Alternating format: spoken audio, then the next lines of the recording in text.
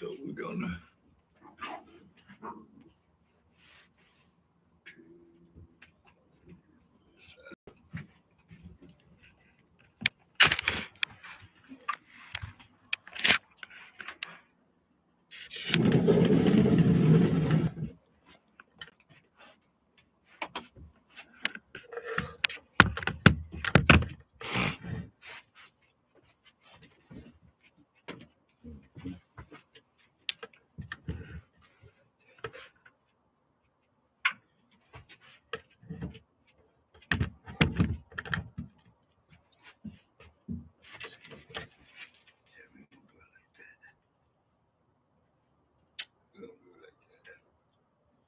live in the motherfucking red room. Okay.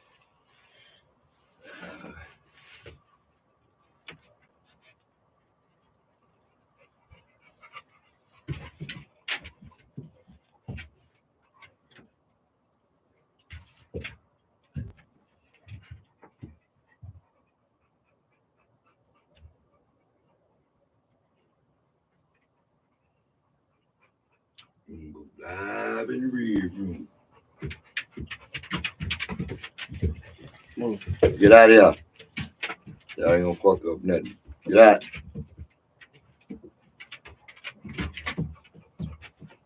Move.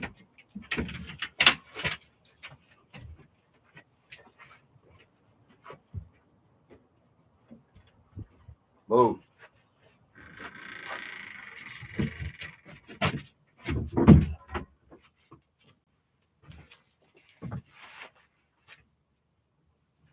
You got to move your chair over here, please. You got to get in that camera. All right.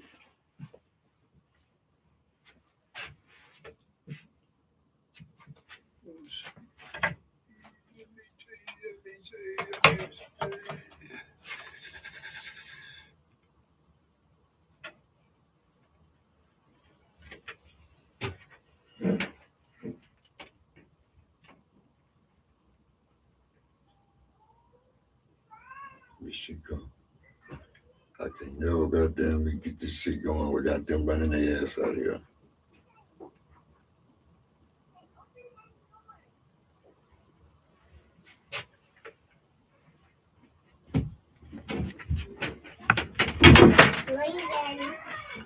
No, you too. Let me do this here. Y'all go in the house. Okay. Go in the house.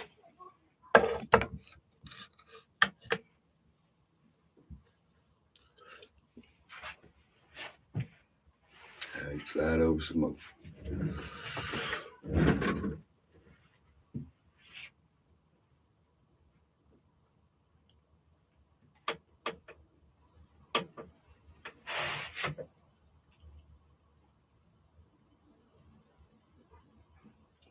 Okay, there's that right there. And I'm gonna tell you. We going live in the motherfucking red room. First up, we got Mr. Daniel. You know, the thing about the future is, man, you gotta prep for the future. If you don't prep for the future, then you don't know where it's gonna lead you to. So we're gonna take this time out and we're gonna invest this time in our youngsters, man. We're gonna invest this time in these youngsters and we're gonna see what they got on their mind. A lot of them want to be rappers, a lot of them want to be ball players. So to get it understood, we have to let it be explained. And first up, we got my son, Daniel. Introduce yourself, son. My name is Daniel, and I want to be in the NBA. What makes you want to be in the NBA, man? Because, I just been seeing, people playing, and then, I feel like I can be one of them in my life. Yeah. What makes you think you can be one of them, son? You know it take a lot of work. If I keep working, doing what I got to do, staying focused in school, I think I can make it. You think you can make it? What makes you think basketball is for you? You know, it's as growing up as a child, you got a lot of wants. You got a lot of things you can decide to be when you grow up. So what out of all things you pick sports? What makes you think sports is the route to go? Cause I've been saying like my family been doing it, so I think I can like do it too.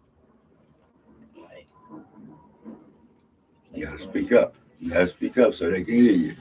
Speak up so they can hear you, son. You let them know. Let them know that you in this thing. You let them know that we ain't playing. You let them know that it's for real. Let them know that it's for real. You got a favorite player? Yeah, Who your favorite player is? Steph Curry. Steph Curry. What makes Steph your favorite player? Cause I like his talent and how you play ball.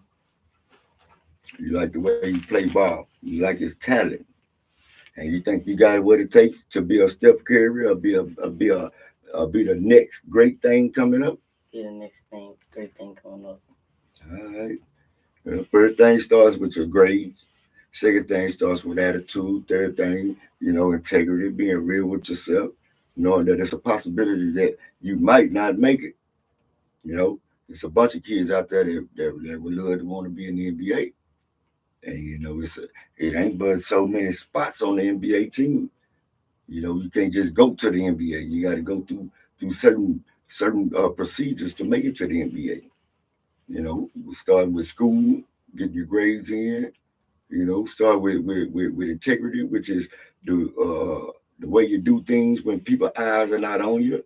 The late night workout, the middle of the night workouts when don't nobody know what you're doing. You putting in that extra work trying to get it, man.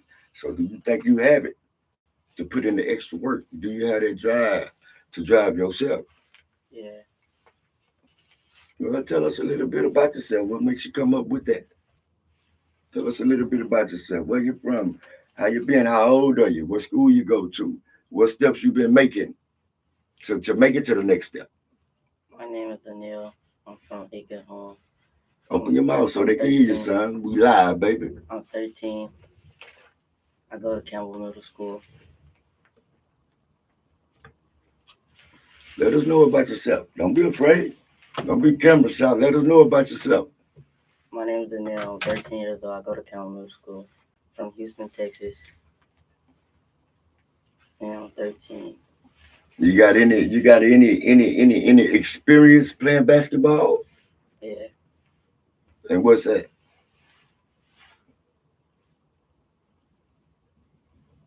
What kind of experience do you have playing basketball? What have you been playing basketball? What have you done to make yourself a better basketball player? practicing, Hmm? practicing, going in the garage every day like this, working. Well, explain some of those practices to the people since they don't know. I hear the basketball bouncer late at night. I hear it all the time. I know what you up and out doing, but the people don't know what you up and out doing. So out your mouth and in your own words, let the people know what kind of work ethic you have, son. So I've been talking to my dad at night, telling him like, "Can you help me do this drill, that drill?" And he'll go in there and watch me do the drill and like help me like make up my mistakes. Okay, what is some of your favorite basketball drills? What drill do you work on that you know is gonna make you better? My ball handling and my shot, cause I gotta fix my shot still. You gotta fix your shot. What's wrong with your shot? It's a little off. No, everybody shoots. Everybody have different shots. Everybody have different forms. So the way you shoot might not seem right to the next person, but if it feel right, you know, like I tell you, it could be a missed shot, but a missed shot can even feel right. And we're working on the feeling. We're working on making a shot, making a release feel right. You know what I'm saying? So you don't have to go in all the time. We don't preach basket after basket after basket. We preach what we preach: form, Um, formality, repetitive, style, head up, operating, controlling the whole floor. All of those are certain things that you have to do to be a point guard, playing your position, which is my favorite position. I played point guard all my life.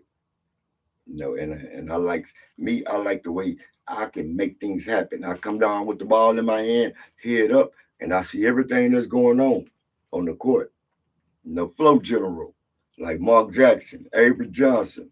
These are solid point guards that people overlooked in the league. But these are point guards with some of the best IQs that ever played the game of basketball. So when you coming down and you operating with your head up and you seeing what's going on, it gives you total control of whatever happens. The point guard is the leader of that team. So once you come down with that ball in your hand, you have opportunity to see everything that's going on the floor, and it's up to you, which is IQ. You know what I'm saying? Once you see it happening, you can make it happen. That's some of the things I always tell you. You dribble that ball with your head up. You get familiar with that ball, so you can always know where that ball is going. You control where that ball is going to. So, what do you think? How far you have came? How far do you think you have came along in just operating the basketball and just controlling the basketball? Because basketball is the main part of the game. You can't play basketball without a basketball. You know. So, what steps have you made to make sure that you have total control of that ball? Like sometimes I do the same drill so I can get like used to the ball that I'm playing with. What are some of the drills? So like I just run anything and like just do it. But like I don't know the Placing of the names. ball. We teach you how to place the ball. We actually teach you how to make the ball mind you. You don't have to chase behind the ball all the time. A point guard controls the ball. Everywhere you go, you see a point guard with his ball because he's trying to get familiar with his ball. So you got to really be familiar with your ball, just like your girlfriend, just like your favorite food. You got to be familiar with it. When somebody puts something in it and it's not the same as the last one, you automatically taste it. For an example, I don't eat mayonnaise. So as soon as I taste something with mayonnaise in it, you see me, I instantly frown up at the face because I have tasted something different with my operation. You know what I'm saying? So when you get that ball and you bounce that ball, you ought to be able to tell if it has enough air in it. You ought to be able to tell if it don't have any air in it. You ought to be able to tell how much force does it take for me to bounce it and make it come back up to me? Because we never do what? When we're dribbling the ball, we never do what? Care. We never carry it. That's one.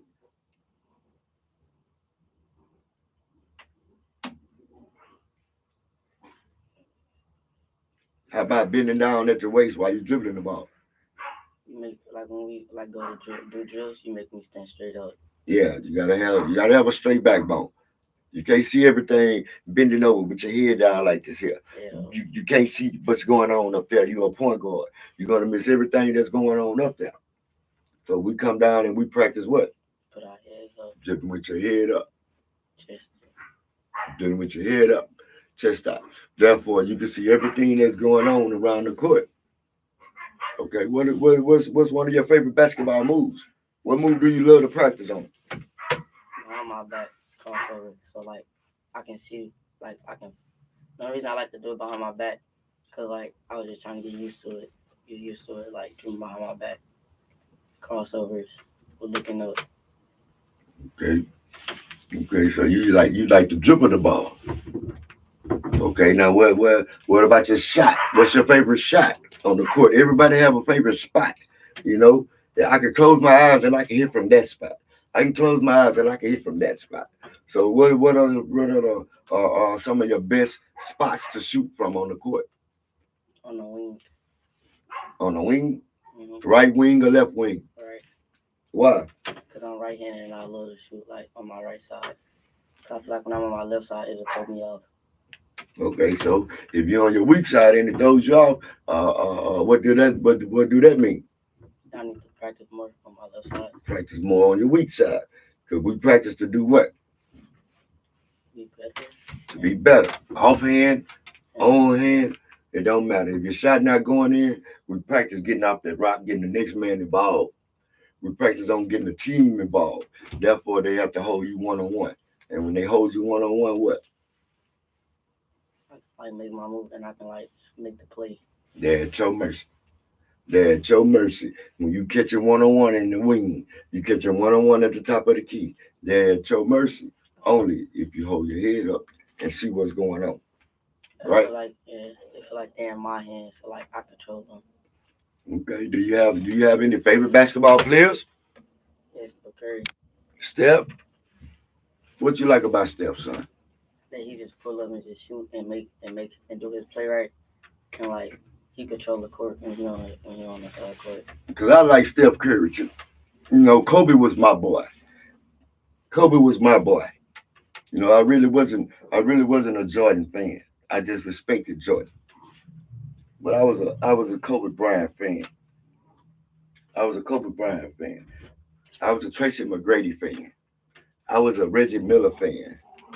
I was a Nick Anderson fan. You know, I like the people that always put themselves in a position to be seen.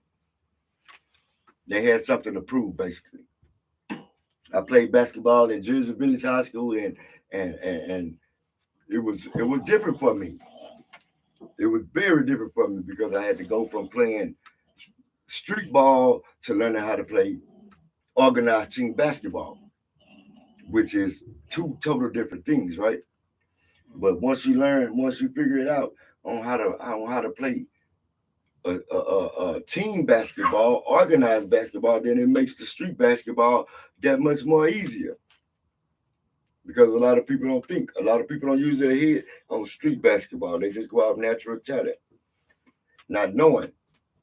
Not knowing is it don't just evolve around natural talent. This evolves around the mind. This involves around the body. This involves around your work ethic. So though you may be good, you can't wake up and just go beat anybody. You still have to go practice. There's those late nights at the gym. Those early mornings up in the garage dribbling, practicing, getting familiar with that basketball. I used to sleep with my basketball. I used to have a basketball in my backpack. Even now, I got a basketball in the trunk of my car because they say a hooper does what? Always gonna keep the basketball. A hooper keeps a basketball. So to all y'all that's claiming y'all hoopers and I don't have no basketball, never see y'all with no basketball, then it's hard for me to believe that you're a hooper. It's just like when I make my music. If someone asks me what kind of music I make, and I can't provide them with any sort of music that I make, they gonna look at me and be like, "What? How are you making music?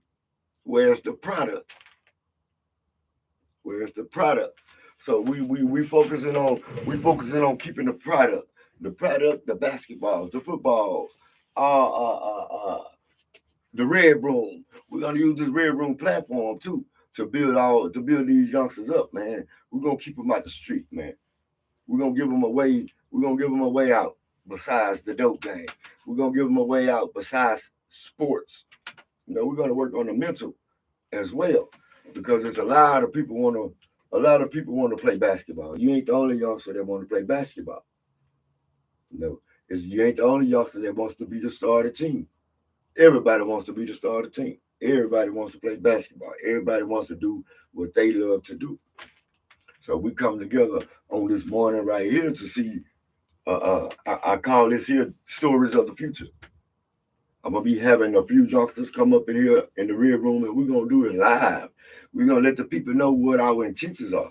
We're gonna let the people know what drives us, what motivates us, what keeps us in the realm. Not in the realm, but what keeps us in the realm. That means that what keeps us in the actual line of God's blessing. Because you have to do so much to get so little. Might not sound fair, but you have to do so much to get so little. So that means putting in the extra work, doing what it takes. When eyes can't see you, you can see you. When the next person don't know how dedicated you are, at least you know how dedicated you are. When you're able to point out your own mistakes before somebody else points them out, that shows accountability of where you at with your game. Like I always tell y'all, work on something until you get it. Work on it until you can do it with your eyes closed. Dribble that ball until you know exactly where that ball is going because, excuse my French, this ball is your bitch. This bitch does whatever you tell this bitch to do. You want your bitch to go out and do all that kind of shit, then dribble the ball any kind of way, handle it any kind of way. Don't be familiar with it. And it's going to show you who's who. Okay, what grade you in, son? 7. 7th grade. So that means you're eligible to play organized basketball, right? All right. You know what it takes. My grades pretty good, and me focus in school. Your grades, your focus on school, mentality, ethnic. It takes all of that right there. It don't just take your skill. It don't just take your skill. So when you picking that ball up and you dribbling that ball and you smelling that ball and you get familiar with those lines on that ball, you're getting acquainted. You're getting acquainted with this basketball because this is gonna be a part of your life. And for something to be a part of your life, you have to know about it. You can't just be dealing with stuff in your life that's not gonna help you. You don't want to practice on nothing for 20 years and get nothing out of it. So we're gonna put in this work. We're gonna work hard, and we're gonna let them know. We're gonna let them know where we come from. Everybody starts from somewhere, and this is where we starting at. So we live in this red room with my son, Daniil. He's one of the first ones up. He got a mean game. He play like me. I watch him. He's very easy to coach. You know, so if there's anybody that's interested, if there's anybody that wants to team up with the Dawg Incorporation live in the red room, then y'all need to link in. Y'all need to tune in because we're gonna be raising them up from babes here, man. We're gonna be raising them up from babes. We're gonna be leading them on the right direction, putting them on the right path. To where we can have a better success rate within our race, within our nation, within our young men. Because a lot of them, they grow up and they want to do certain things, and as they get older in life, certain things happen, and their dreams be deferred. Is they don't have no one putting that in them. They don't have nobody making sure that they go after their goal like they said. You can't forget what your goal is. You always have to keep it in the front of your mind. You always have to keep it in the front of your mind. There's gonna be trials and tribulations along the way. That's gonna make it a little harder for people to do it. But with your work ethic, with your upbringing, with your self-discipline, with your integrity, those things right there are key factors in your life on survival and success. So besides Steph Curry, who else? Who else do you like? I notice people, they only really like the big name players. I take Jordan too. They only like the big name players. But there's some small name players such as Bernie Maxwell, such as Sam Cassell, Udonis Haslam, Horace Grant. The list go on and on. People look over these players because they're not the one flying through the sky. They're not the one with the pretty crossovers. They're not the ones with the big names. So they tend to look over them. By us not having a foot in the door, having someone up and down to pass the torch down to us to make it easier on us, we have to scratch from the bottom a little harder. It'd be a little harder, but sometimes it's a lot funner because you get to put your foot on motherfuckers' neck. You get to surprise them when they don't expect this out of you and they expect this out of you. Then you tend to surprise them.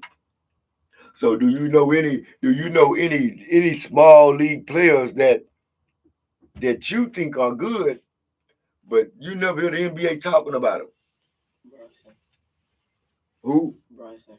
Jalen Brunson from New York Knicks. I can agree. What you like about Brunson? Like he get on the court and he put his effort in. And like same thing with Steph Curry. I say the same thing about them. They both put their hardest in. Which is work ethic, right? Yeah. That's how many times you think they stayed late in the gym? Like every day. How many times do you think they got up early and went to the gym? Every day. How many times do you think they shot at the curb? Every day, 6 day for Exactly, because they had a goal in mind. And what their goal was. to be in the NBA and focus. Exactly. So staying focused, work ethic, dedication, those are key things that you need to make it. And even if you don't make it playing sports, those are certain things that you need to make in life. Those decisions right there will let you know when you're hanging around the wrong people. It let you know when you're doing something that you know you don't have no business doing. And it teaches you energy. It teaches you how to feed our people energy. If I don't want to be like this, then what? I'm not gonna do like that. If I don't want to end up like this, then what? Do the right I'm thing. gonna do the other thing. It's not all about the sports. It's all about making it. Because one day I'm not gonna be here to help you make it, and you have to have. I have to instill enough in you for you to be able to make it without me. You got little brothers, you got little sisters that's coming up under you. So you're gonna be eventually responsible for more than you. So they watch you now, and they're gonna continue to watch you as long as you're here. So you have to watch what they see you do. You have to watch what they hear you say because they're gonna do what? All on my path. They're gonna follow the same old footsteps that they saw you do it. And if Big Brother did it and it's not wrong, then what they thinking? They can do it too. It's not wrong, right? So it don't you wanna be a star on the court, but it don't just happens on the court. It don't just happen overnight. You got to put that hard work in. You gotta be dedicated to it. You got to not care what people say about you because this only means something to you. So you go after your dream just as hard as the next person will go after their dream, and you don't let nothing stop you. You understand? What makes you want to play sports? Other people like to play games. Other people like to ride bikes and all his own extra stuff. What makes you pick sports, son? So that I can be active every day and not just like laying around just trying to think about what I want to do and do what I'm and do for my and face my challenges. Motion brings the motion. Motion brings the motion. In the Bible, it says, faith without works is dead. And I just turned it into the motion brings the motion. The more you get up and be actively active in the things that you want, then you'll soon see it coming to pass. Like you see me out here every day. I'm out here every day. I'm trying to get better at doing something every day. Every day until it happens. If it don't happen, I'll keep on going until it happens. And that's the same thing with y'all youngsters these days. It's not gonna happen overnight. It's not gonna happen tomorrow. Unfortunately, you don't have some of the richest parents in the world. So it's gonna take a little drive. It's gonna take a little more. We're not Bronny and LeBron. I can't make the NBA pick you. I can't flex around like that there and make them pick you because of who I am.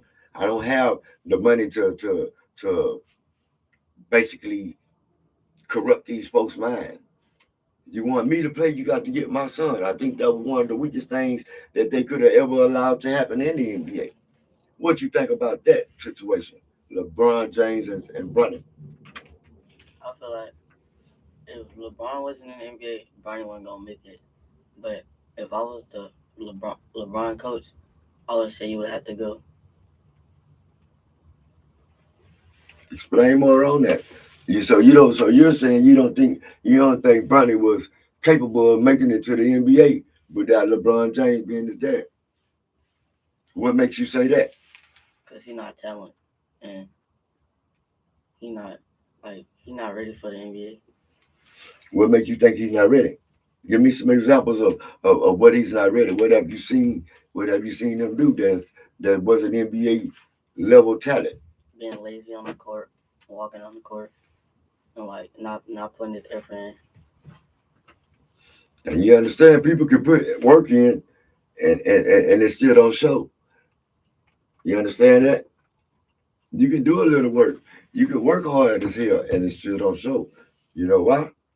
Because the level of competition is different. I look at it like this here. You take LeBron James and you take Bronny. You take LeBron out the picture and you just let Bronny practice.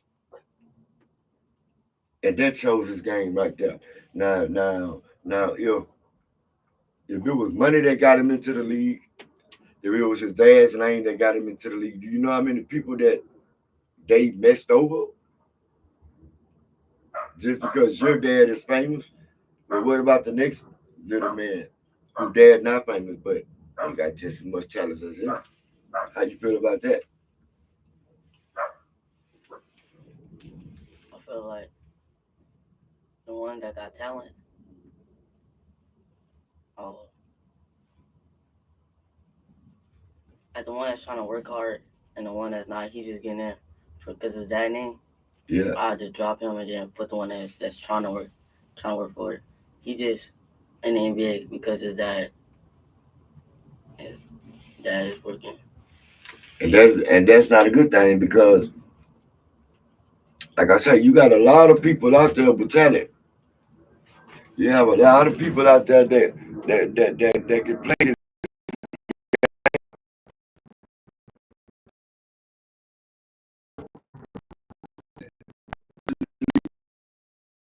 Dad is up here.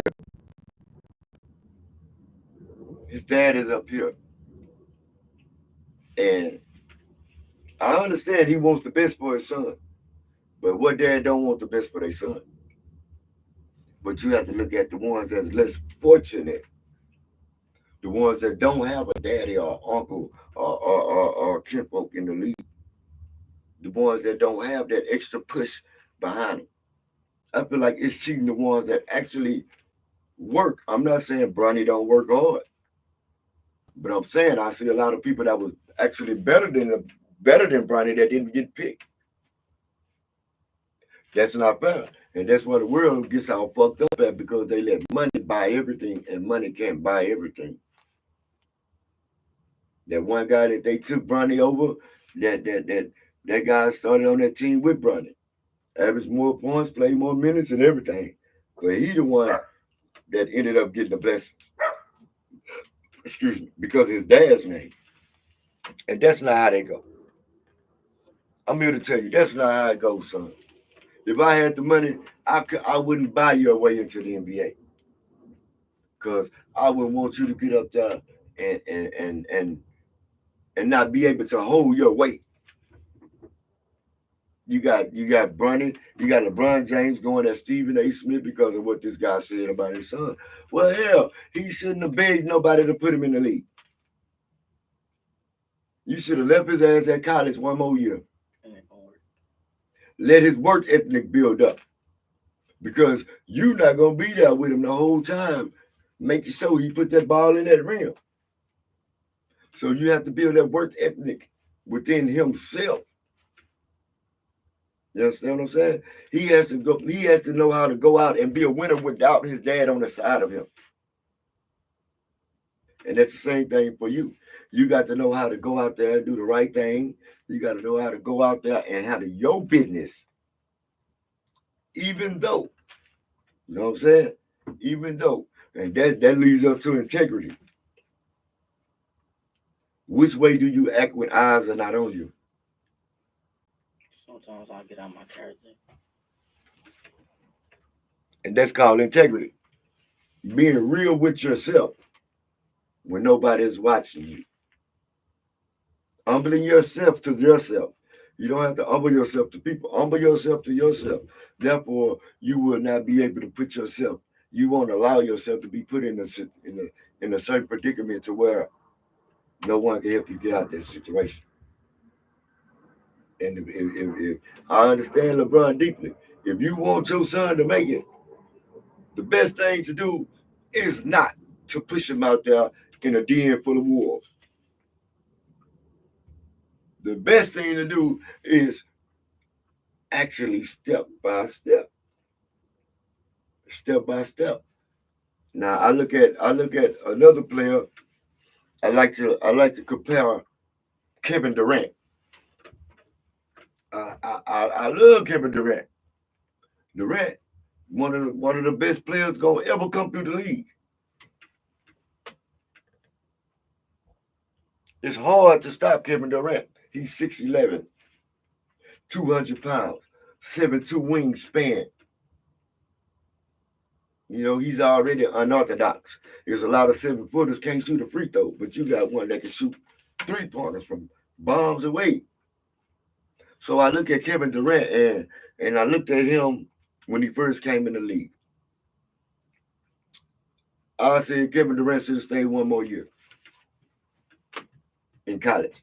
Because first of all, the guy that got picked over him, Greg Oden, he only played 1 or 2 years in the league. And he didn't accomplish nothing. Stayed hurt. He might be still hurt this day. I don't know. We lost track of him. But all that to say, if Kevin Durant stay one more year, that makes him the probably #1 draft pick next year. That makes him have more experience. That makes him develop his game a little bit more. It's a bunch of highs and lows to it. But I understand people like money. Your family can be in certain situations to where you need the money. And that right there will that what pushes people to take those early contracts. So I think if Kevin Durant would have stayed one more year in the league, then it'll be hard to stop Kevin Durant with that extra experience, with that extra weight that he would have been able to pick up. But when you go take Bronny James basically off the hospital bed, he only played like 7 games. Like, as a parent, I would want my son to have to run up and down that 94-foot court with those grown men. He's not ready for it yet. He haven't even had a year time of training on top of that heart condition. So I think it was kind of selfish for LeBron James to put his son up under that light and then demand excellence from him. No, you're only going to get what you get. You're only going to get what you get. If I had a son that wanted to go to the NBA or something like that, I'm not going to put you on. I don't need you playing college for next year and you're only going to be in 8th grade. For one, it's going to expose your weakness. For two, it's going to make you look bad. For three, it's going to make you feel bad. Because you can't keep up with the people that's around you. They're running circles around you. And the whole world sees it. So no, I don't have a problem with LeBron James backing his son. But what I do have a problem with LeBron James escorting his son over all these other players that work just as hard, put in just as many hours, just as many class hours. They just less fortunate. No money. Our money can't buy our way into the NBA. So therefore, we're stuck here and we're doing these here kind of things. We're trying to raise the dead. We're trying to do some things that ain't never been done in our family. I had a scholarship. Your papa had a scholarship. But unfortunately, we came across things that held us back. And those things was some of the things that we did. We can't blame nobody else. We brought those things upon ourselves. So to this day, it's a regret. But I can't live off my regrets. I got boys coming up. I have a girl coming up. And I need y'all to understand where I come from so it can help usher y'all to where y'all need to go. And that leads me to my next question. If you was not to make it playing basketball, if you was not to make it playing any sports, what would you turn to next? I didn't make no type of sports. I just go get a business and go from there. and keep What kind of going. business? Like work at a car dealership and like build houses and like just get known from that.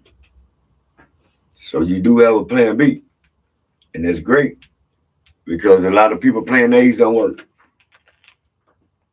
So they have to revert to plan B. And as long as you have a plan B, you're okay. You're a man with the purpose. You're a man with the plan. So as long as you have a plan B, then we okay. Because plan A don't work sometimes. Plan A don't work all the time. There's a lot of people out here on plan Bs. There's a lot of people out here with plan Bs. So if you don't have a plan A, you make sure you have a plan B. Most likely one of them gonna work. Most likely one of them gonna work. I try to do my music. It's a little slow. You do whatever. So here I go doing the podcast. One or two gonna work, son. But what we ain't gonna do, we're not gonna sit around and rely on one. You know what I'm saying? We're gonna use one as much as we can, and we're gonna use two as much as we can. And we're gonna grind, and we're gonna grind. And we're gonna shine, we're gonna shine. As much as it takes, we're gonna put in the work. Because that's what STS stands for. Still standing, man. Frontwards and backwards, man. Nothing can stop you unless you. Nothing stops you unless you allow it. I remember I was up in boot camp in 2000, and they had a chaplain down there named Chaplain May. And whenever he come in, Chaplain May used to tell us, nothing changes if nothing changes. Nothing changes if nothing changes. And it took me almost 20 years to realize what he was saying. Nothing changes if nothing changes. If you don't do nothing different than what you've been doing, you're not gonna get no different results than what you've been getting. You understand that? Mhm. It's like they say that's the definition of insanity, son. Doing the same thing, expecting a different result. That's crazy, right? Okay, so to get a different result, what you have to do? Something different. To get a different result, you have to do something different. So here we go doing something different. I could easily throw my lifestyle on top of y'all. I could raise you up to be what I was raised up to be, but that wouldn't be fair of me. So I had to grow you up and raise you to what you want to be, and specify whatever you want to do. And then I have to learn ways to turn you into that direction to keep you from going astray. So that what made me come up with these interviews. We're gonna be doing these interviews, man. I'm gonna be interviewing these youngsters, man, because these youngsters are important to us.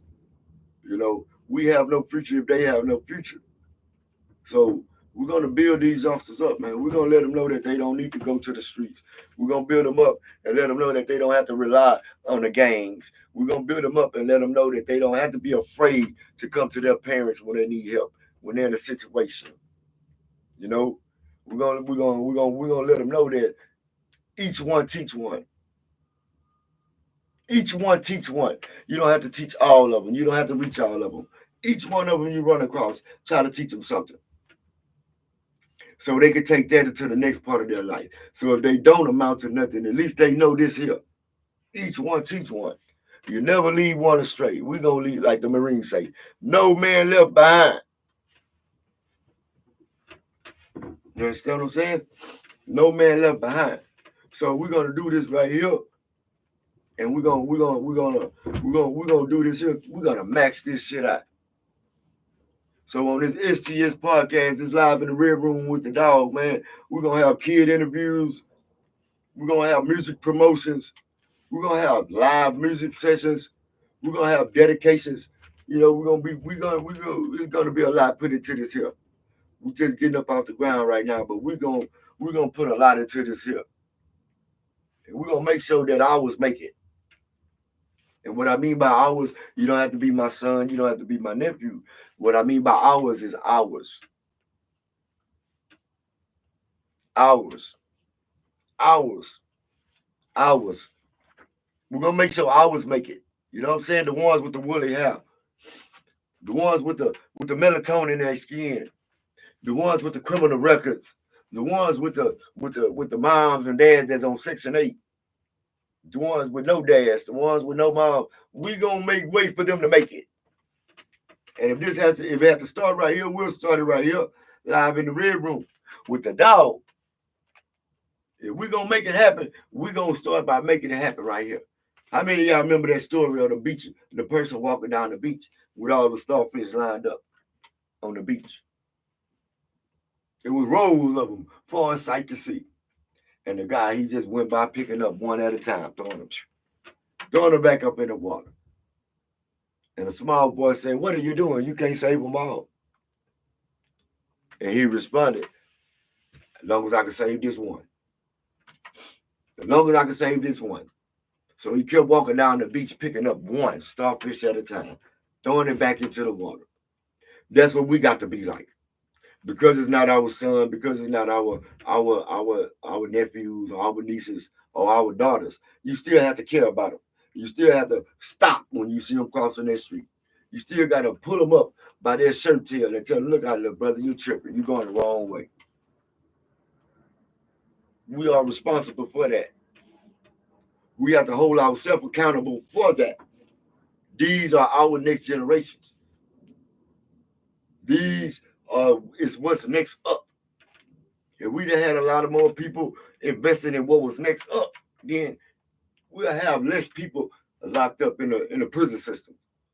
If we had one looking over the rest like their own, then we'll have one less funeral. If we had one looking out for the next one, then you wouldn't have to bury the next teenage child. You wouldn't have to worry about the next little girl growing up becoming sexually active ahead of time. Each one teach one. You tell a story to somebody, you make sure they listen. You make sure they get the main ingredient of the story before you leave them. They can leave them astray. Every day I go by my brother's house, and this lady next door got this Bible on her porch, and I read it every time I go up there. You know that Bible, and it's there. Jeremiah 50:6 is there, plain as day, simple as day in sight, plain eyesight. We have been led astray. That's not the most important part. The next line say we have been led astray by our own people. You feel me? We have been led astray by our own people. So if you can't trust your own people to lead you in the right direction, who can you trust? Who can you run to? If my son can't trust me to put him in the right predicaments, in the best predicaments, if he can't trust me to do that, then who is he supposed to trust? Who is he supposed to trust? If I can't give him the right answers, his mama can't give him the right answers, who is he supposed to trust to give him the right answers? That's exactly what that scripture in the Bible was saying. Our people have been led astray. Astray means away. Astray means far away from the original point. That's what astray means. So no, I'm not out here with my flag hanging in my pocket. I used to be. I'm not around here brandishing my weapons. I used to did. I'm not around here selling dope, got dope stacked up on the counters and letting them see all this dirty money. I used to be. I have done that before, and I want to make a broad apology to all the lives that I ruined, that I participated in ruin for running that route. But now that I have my own, I see how much delicate that situation becomes. I don't want nobody else teaching my kids on how to do the wrong thing. So I have to keep myself available because it's a lot of people out there that don't give a damn. It's a lot of people out there that don't give a damn about nobody else's child making the wrong decision because it's not their child. They don't have to live with it. They don't have to deal with it. But one thing I know, and two for sure, that child might make you have to deal with it.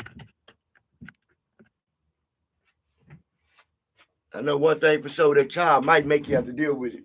Because your child might run across a child that don't have the same upbringing as you. What 607 Monk say? Stop playing with me. I'm going to say it again for all y'all that didn't hear me. Your child might run across a child that don't have the same upbringing as you. Now you got a situation. Now we have a terrible situation. Because now you got a child in a situation where he's uncomfortable. Versus another child in another situation that he's not comfortable in. He's just doing what he's seen. So we have to be actively active in what we teach them. We got to be actively active in what we show them. Because they're not watching don't mean they're not paying attention. Because they don't see you don't mean they don't hear you. So that's what our main focus is going to be on here on out. The stories from the future. The truth out of babes' mouths. That's what we're going to be focusing on. The life, the upbringing of our black kids. We're losing them too young. We're losing them too young. They're not getting a chance to even live their life out. Sad occasions. Sad occasions. But I refuse to lose like that. I refuse to lose like that. I got kids growing up, and I refuse for them to follow the same footsteps I follow. So therefore, I do different things. I'll take different steps in front of them. Starting here. Starting now. Starting here. Starting now. So, with all that being said, I want to thank you, son. I want to thank you for getting on this podcast with me. I want to thank you for loosening up. I want to thank you for your words. I want to thank you for your kindness. I want to thank you for your heartfelt situations that you battle every day. You know, I just want to be here. I want to be the one to give you the strength. I want to be the one to encourage you. I want to be the one to tell you that there's no limitation to what you want to do. I want to be the first one to tell you that whatever you see, whatever you want to do, you fix yourself, you equip yourself to where you can do it. I want to be the first one to let you know. If there's anything that you need, you come to me. If there's any struggles that you're going through in life and you can't figure them out on your own, it's okay to come to me. That's my duty.